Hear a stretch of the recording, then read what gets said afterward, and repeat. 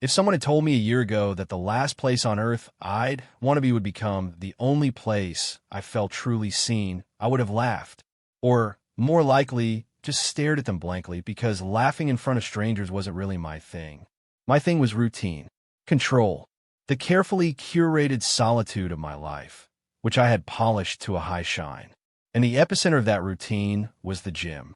Not in the bright, bustling hours of the day, filled with grunting, posturing, and the kind of aggressive cheerfulness that made my skin crawl. No, I went late.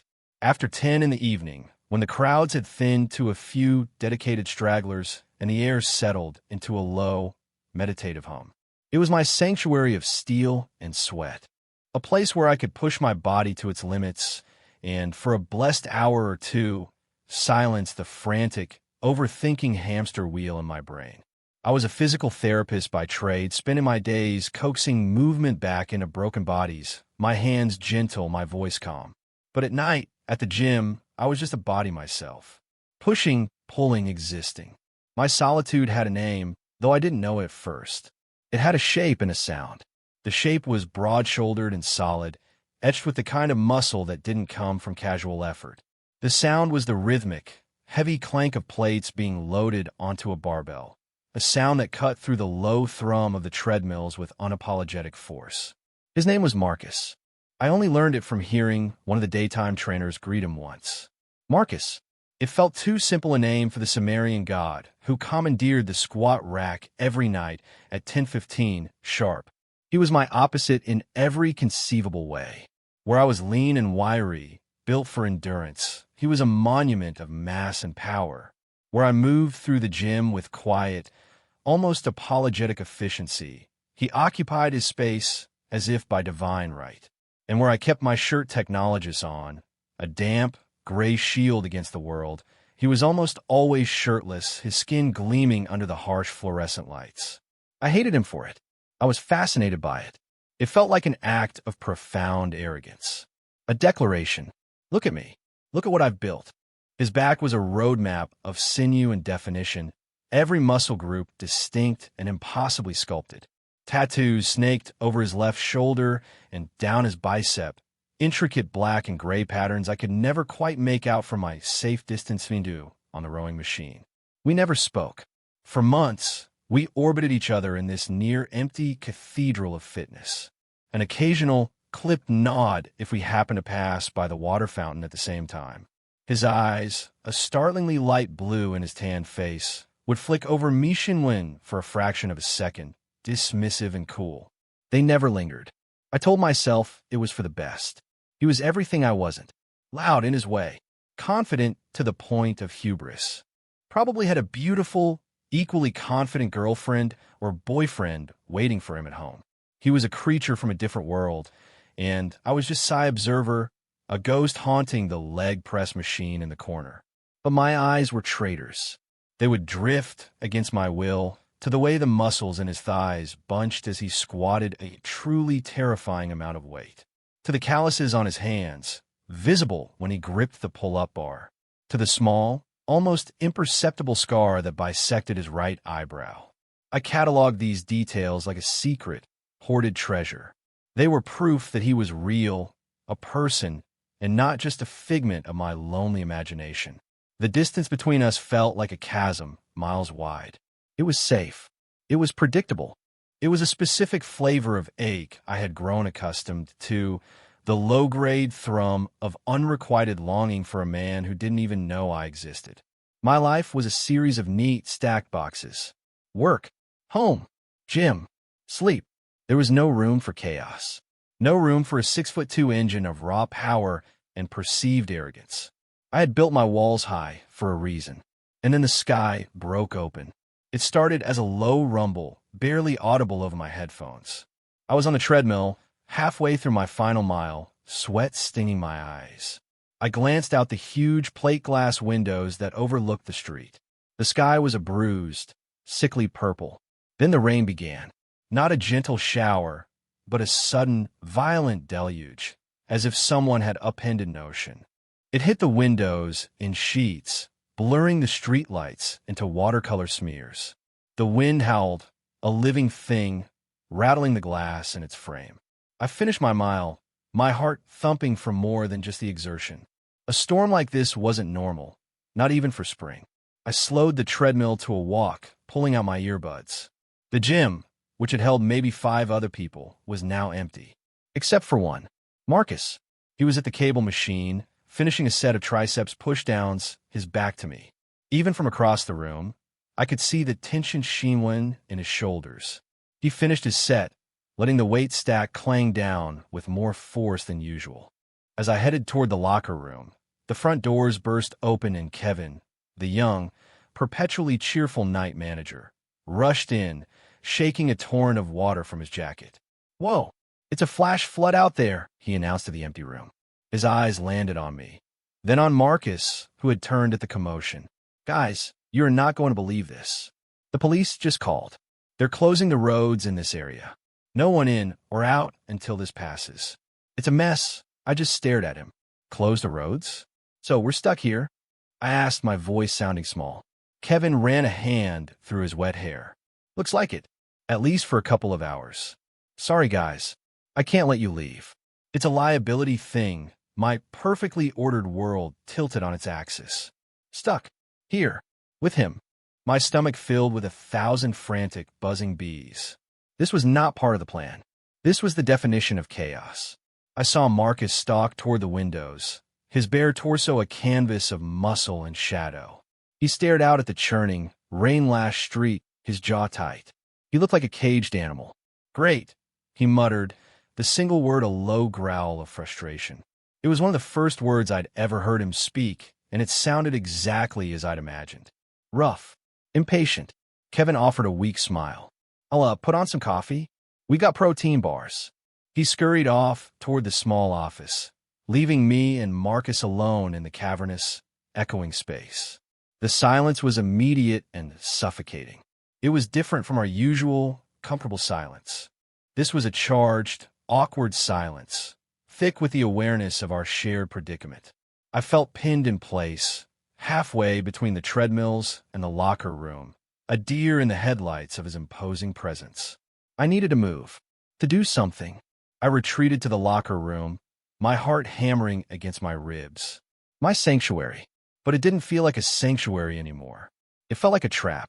I stripped off my damp shirt, my skin feeling clammy and exposed, and grabbed a towel. When I came back out, he was gone from the window. My eyes scanned the room, a jolt of panic, and then relief. He was over by the dumbbell rack, pointlessly re-racking a few stray weights. He was creating a task for himself. I understood that impulse perfectly. When the world is out of control, control what you can. And then the lights flickered. Once. Twice. They buzzed ominously, and with a final, pathetic sigh, they died. We were plunged into darkness. A thick, absolute blackness that swallowed every shape and shadow. The only sound was the howling wind and the torrential drumming of the rain. My breath caught in my throat. A second later, the emergency lights kicked on. They were single, battery-powered units, placed high up on the walls. They cast a dim, eerie, greenish-white glow over everything. The gym, once familiar, was transformed into a strange, underwater world. The rows of machines looked like sleeping metal beasts. Marcus was a silhouette, frozen in place.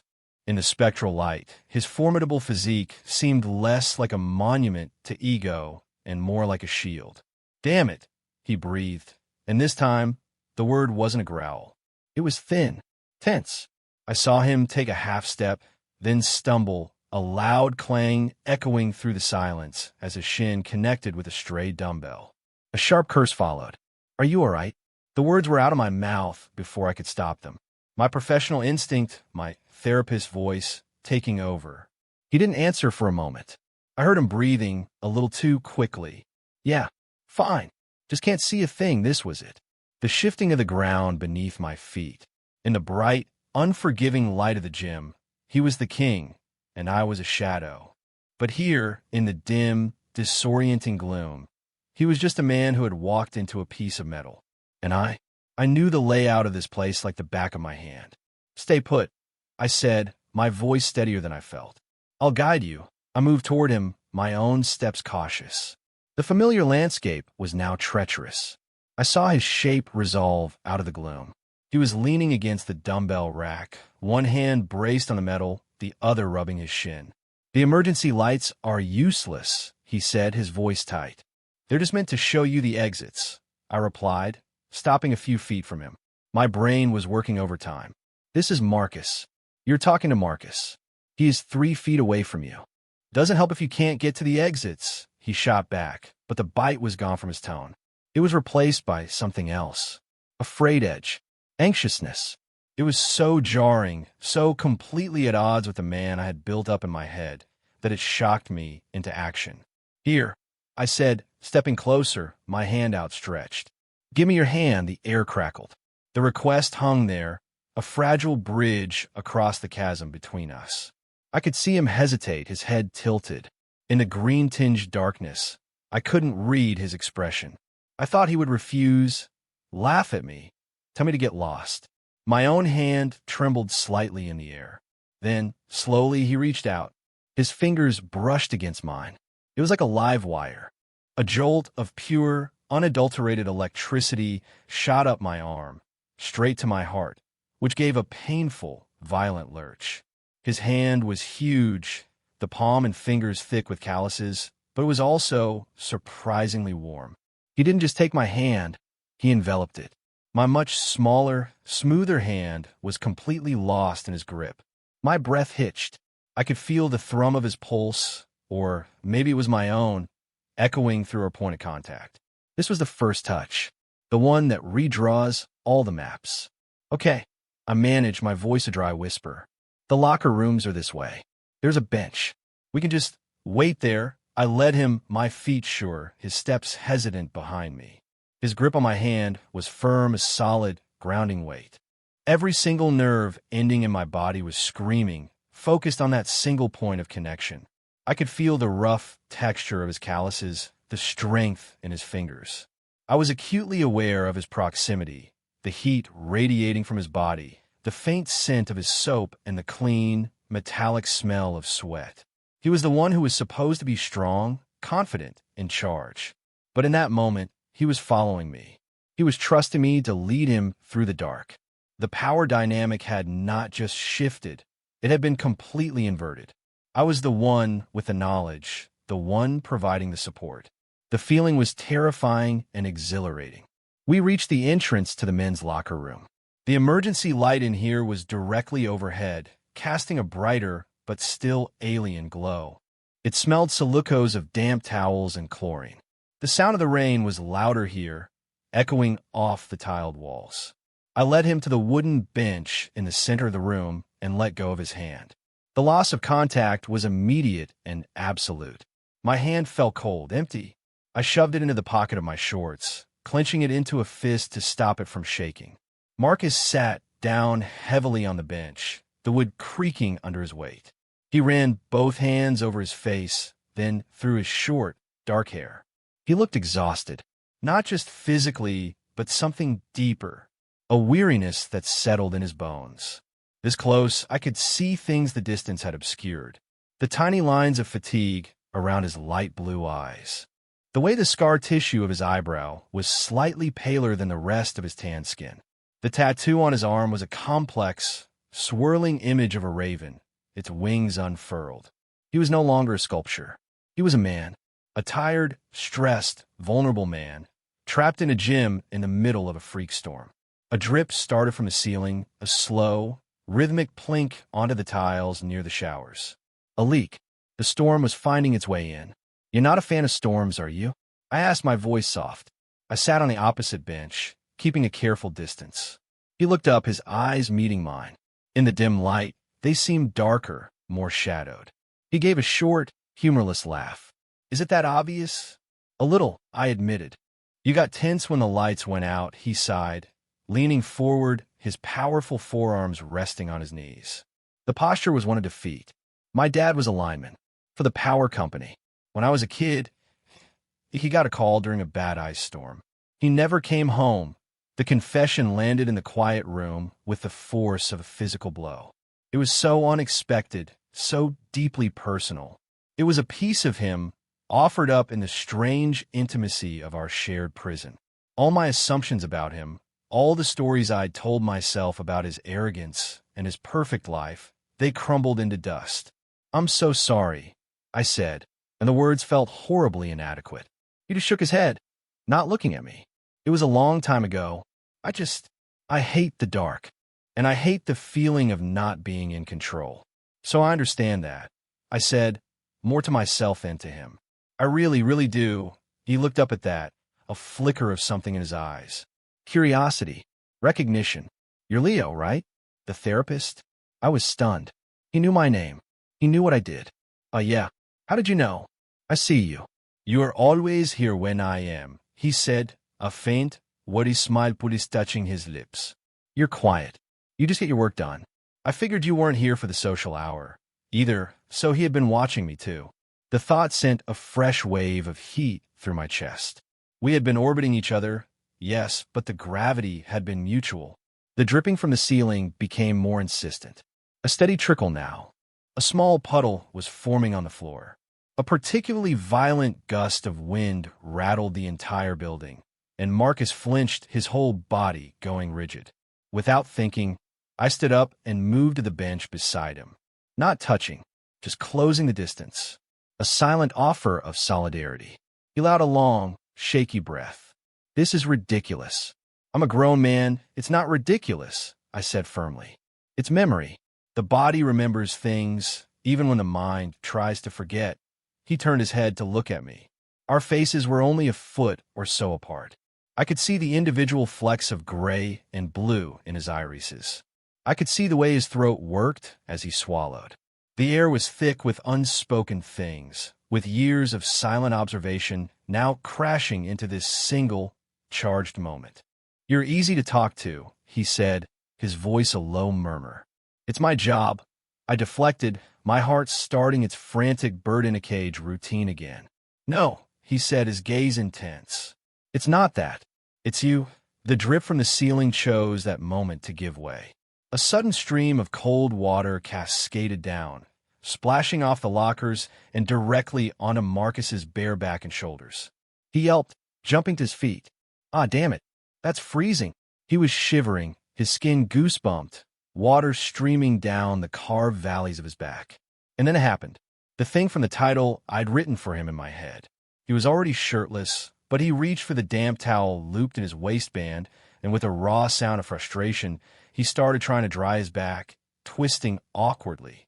"Here," I said, standing up. My body moved before my brain could veto it. I took the towel from his hand. His fingers were icy cold. "Let me—" He froze, his back still to me. He was a statue of tension. I could feel him warring with himself. The instinct to refuse, to maintain his armor. And the simple, human need for help, for warmth. He gave a small, almost imperceptible nod. I stepped behind him. The towel felt flimsy in my hands. I placed it gently on his shoulders. His skin was like ice. I started to dry him, my movements slow, methodical. I was a therapist again, my hands professional, detached. But it was a lie. Every pass of the towel was a discovery. The smooth, taut skin over the hard ridges of his muscles. The intricate, dark lines of the raven tattoo. So close now, I could see every feather. I found a small, puckered scar near his left shoulder blade, pale against his tan. I traced its edge with the corner of the towel, a question I didn't dare ask. His breathing was rough, uneven. My own was barely there at all. I was holding my breath. My entire universe shrunk to the space of his back, the feel of his skin through the thin cotton. The professional detachment evaporated, replaced by a wave of pure, undiluted longing that was so intense it made me dizzy. I finished, my hands lingering on his shoulders for a fraction of a second too long. The towel dropped to my sides. He didn't move. He didn't turn around. "I see the way you look at me sometimes," he said, his voice quiet, rough. It wasn't an accusation. It was a statement of fact. My blood turned to ice, then to fire. I couldn't speak. I couldn't breathe. I was caught, exposed.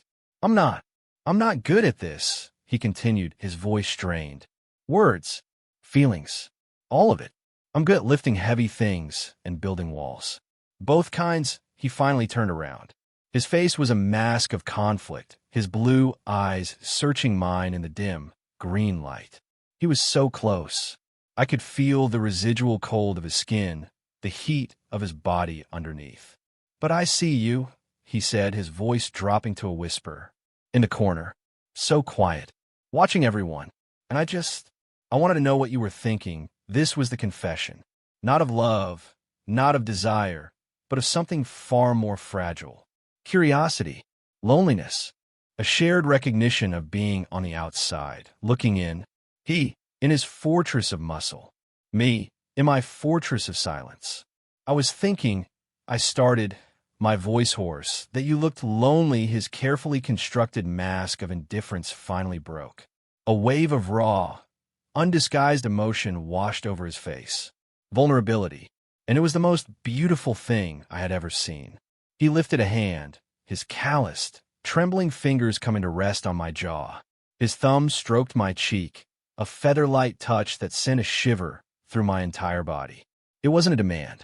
It was a question. And I answered. I leaned into his touch, closing my eyes, my own hands coming up to rest on his chest. His skin was still cool, but his heart was a wild, frantic drum beneath my palm, beating in time with my own. He dipped his head, and his lips met mine. It was not a kiss of passion or of conquest. It was slow, hesitant. It was a kiss of profound and aching gentleness. It tasted of salt and rain and a loneliness so deep it felt like my own. It was a question and an answer, a confession and an absolution, all in one breathtaking, terrifying, perfect moment. The chasm between us disappeared. There was no gym, no storm, no outside world. There was only this, the solid feel of him under my hands and the shocking, impossible softness of his mouth on mine. I woke with a start, my heart pounding a panicked rhythm against my ribs. For a disorienting second, I didn't know where I was. The light was wrong, a flat, gray morning light, not the usual sliver of sun I got through my bedroom blinds. Then it all came flooding back. The gym, the storm, the locker room. Marcus. I was on a makeshift bed of yoga mats and folded towels in the corner of the gym's empty aerobic studio. The storm had passed hours ago, sometime in the dead of night. Kevin, the manager, had eventually taken pity on us and unlocked the studio, mumbling something about it being better than the benches. We hadn't talked much after the kiss. The raw, fragile intimacy of it had left us both mute.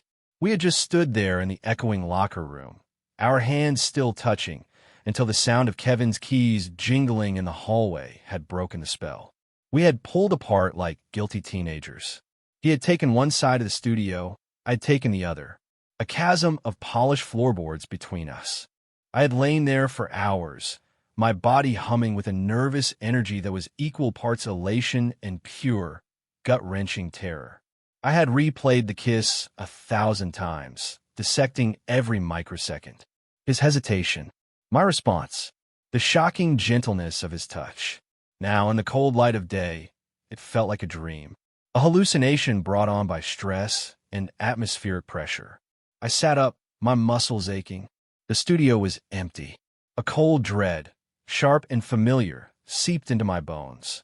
He was gone. I scrambled to my feet and hurried out into the main gym area. It was silent. The machines were still and quiet. The emergency lights were off, replaced by the pale morning glow filtering through the massive windows. The puddles on the floor were all that remained of the previous night's drama. The front doors were unlocked. I peered into the men's locker room. His gym bag was gone from the locker he always used. His towel was gone from the bench. It was as if he'd never been there. My stomach plummeted. Of course he was gone. What did I expect? A good morning kiss? Breakfast? It was a mistake. The thought was a venomous whisper in my mind. A moment of weakness. The storm, the dark.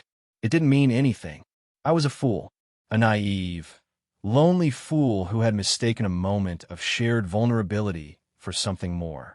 He was probably halfway across town by now, shaking his head, laughing at himself for kissing the quiet, weird guy from the gym. This self-recrimination was a physical thing, a sickness coiling in my gut. I had broken my own rules. I had let the chaos in. I had allowed myself a single, stupid moment of hope, and now I was paying the price. The silence in the gym was no longer peaceful. It was a judgment. It was the sound of my own aloneness, now amplified, made unbearable by the brief, intoxicating taste of connection. I gathered my own things, my movements stiff and robotic. I felt 100 years old. I just wanted to get home, to my apartment, my sanctuary, the place where I could lick my wounds in private. The walk home was a blur. The streets were littered with downed branches and debris, but the air was clean, washed new by the storm. It felt like a personal insult.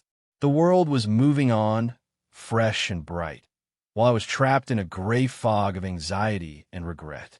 Back in my apartment, I leaned against the closed door, my carefully constructed world in ruins around me.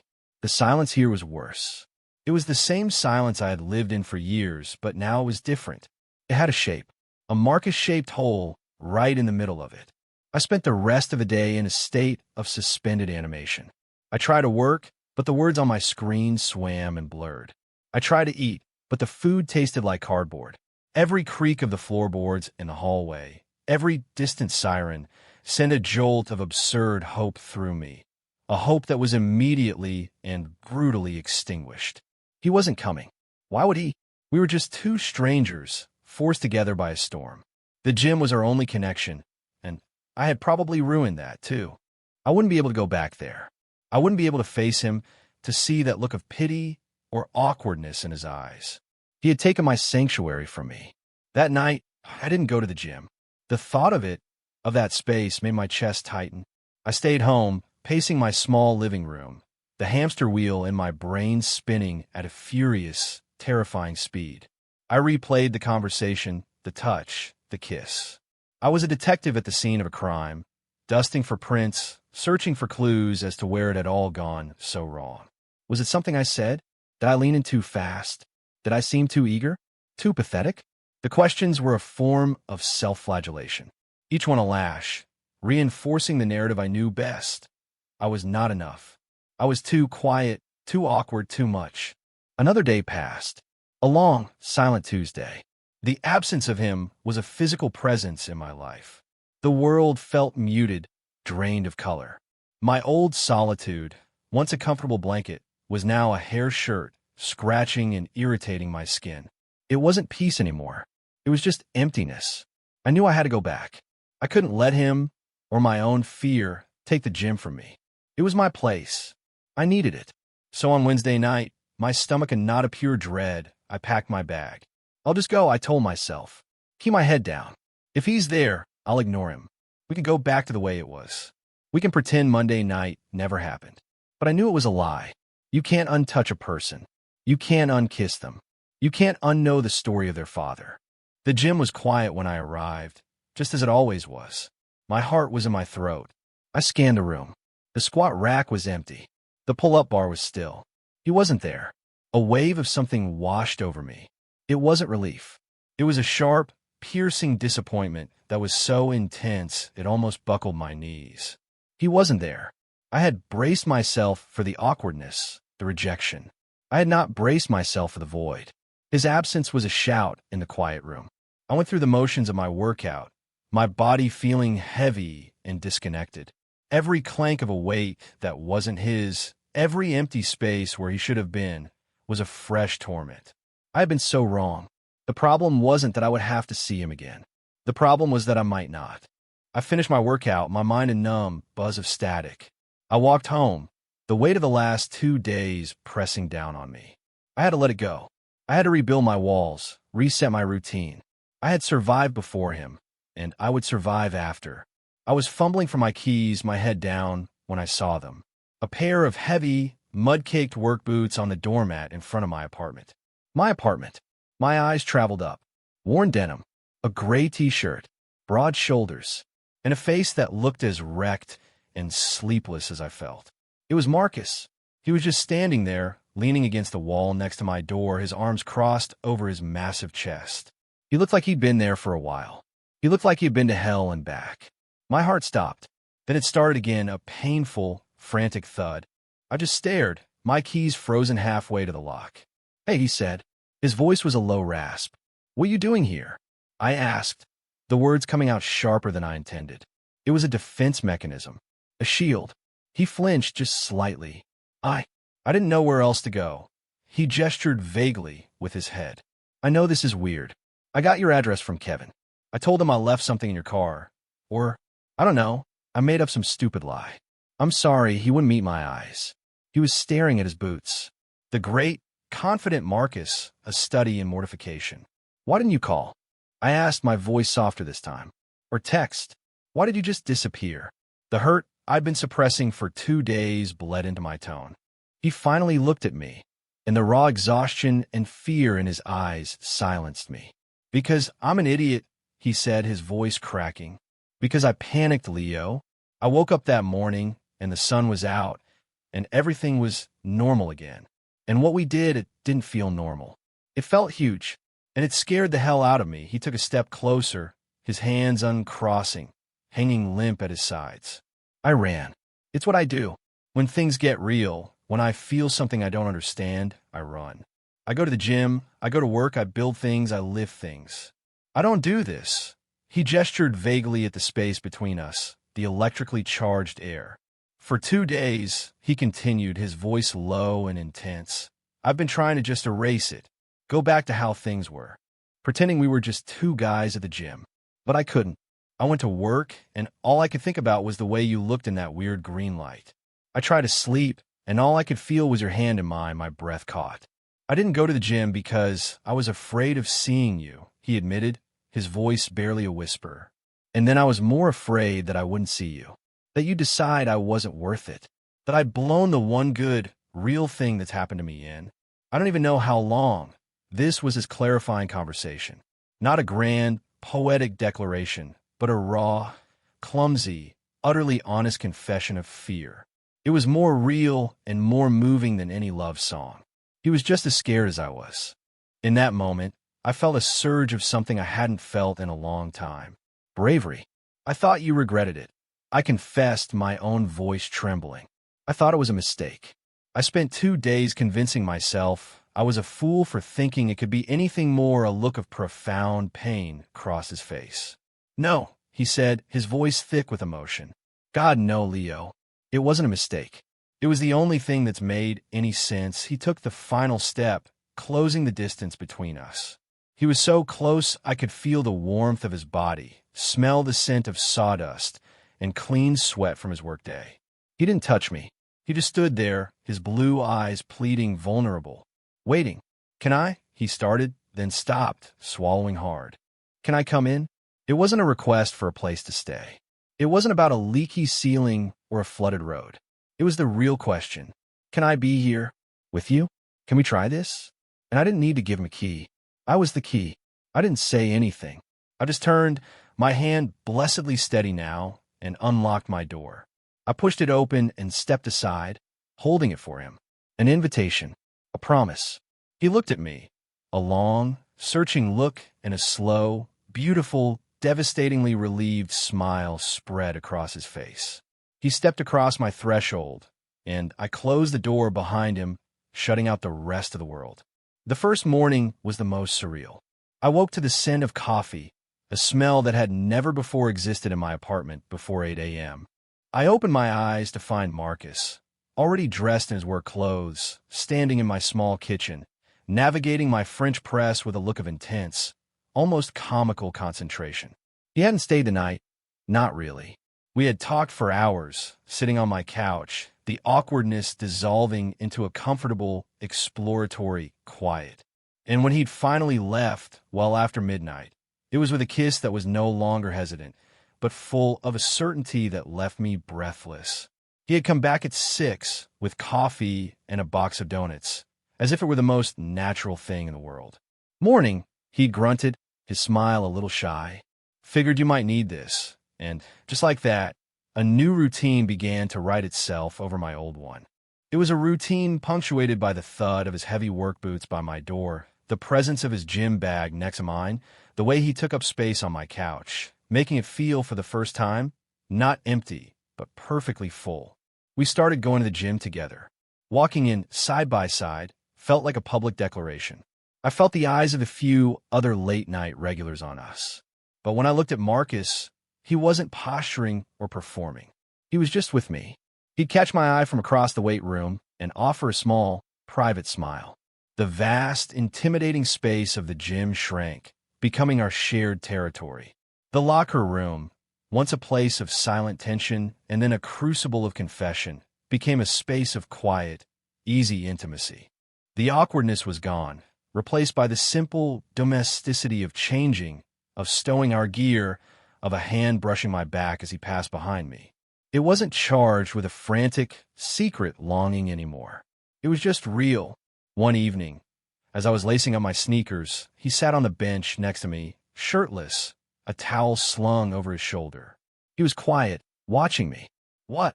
I asked, feeling a familiar flicker of self-consciousness. "Nothing," he said, his voice a low rumble. "I'm just thinking. For months, I watched you in here. You were so self-contained, like you were in your own world. I wanted in, but I had no idea how to even knock on the door. I thought you were an arrogant jerk," I admitted, a smile playing on my lips. He laughed, a real, deep laugh that echoed off the tiles. "I know. That's the wall I build. It's easier than showing people." Anything else, he sobered, his blue eyes serious. "I'm glad the storm knocked it down. Me too," I said, and I meant it more than anything. My life, which had been a series of neat, isolated boxes, was now a beautiful, overlapping mess. There were his muddy boots to trip over, his protein shaker cups in my sink, the sound of his low voice on the phone with his foreman. It was chaos. It was life. And it was infinitely better. He was the plot twist I never saw coming. The disruption that didn't break my life, but broke it open. I had built my world around the concept of solitude, convinced it was safety. I spent my days as a therapist, teaching people how to reconnect with their own bodies, while I was completely disconnected from everyone else. Marcus, with his own walls and his own hidden pains, had by some miracle of a thunderstorm found the one crack in my fortress and squeezed his way in. He didn't just fill the silence. He gave a new meaning. The quiet moments we shared were not empty. They were full of unspoken understanding, of a shared peace that was more profound than any I had ever known alone. I had gone to the gym to be a ghost, to disappear, and instead, it was the place I was finally found.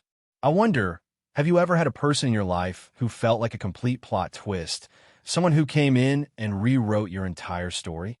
Let me know your thoughts in the comments below. And if you want to hear more stories about finding connection in the most unexpected of places, make sure to subscribe.